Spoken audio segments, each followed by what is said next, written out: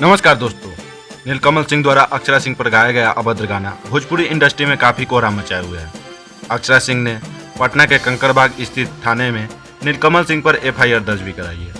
वहीं इस मामले में पवन सिंह ने अब तक कुछ नहीं कहा है, लेकिन पवन सिंह के छोटे भाई ऋतिक सिंह ने इसकी घोर निंदा की है। उन्होंने कहा कि ऐसी चीज में शुरू से नहीं पड़े हैं और ना ही आगे पड़ेंगे।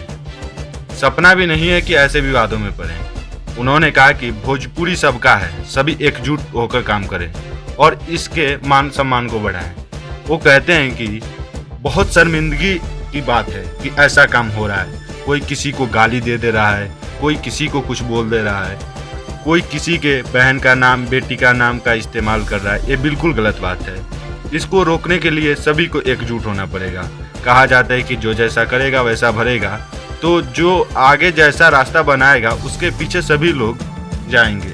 तो आप सब सीख लीजिए। आप गाएंगे तो आप पर भी लोग गाना गाएंगे। उन्होंने कहा कि 12 ने एक जाना, जब मन करता तो लाइव आके गाली दे देता रह, आ कुछ लिख देता रह।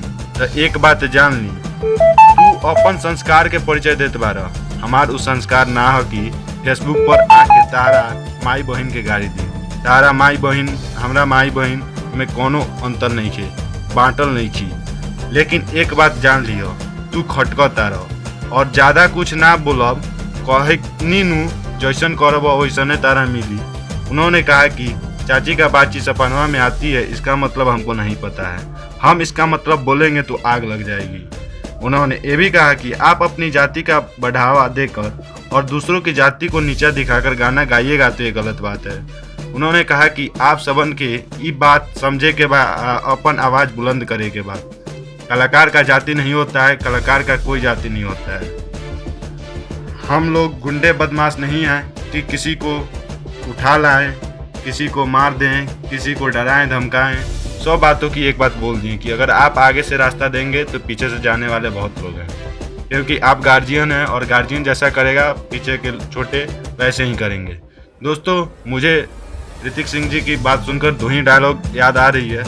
वो पहला कि बड़े मियाँ तो बड़े मियाँ, छोटे मियाँ सुभान अल्लाह, और दूसरा मिर्ज़ापुर वाला माँ जो भैया जी। समझ रहे हैं ना दोस्तों आप भी ऋतिक भैया की बातों से सहमत हैं तो अपनी आवाज़ को बुलंद कीजिए। वीडियो पसंद आई तो लाइक करें। ऐसी ही जानकारी के लिए हमारे चैनल को सब्सक्राइब करके बेल आइकन जरूर दबाएं। हम फिर मिलेंगे दोस्तों एक नए वीडियो के साथ। धन्यवाद।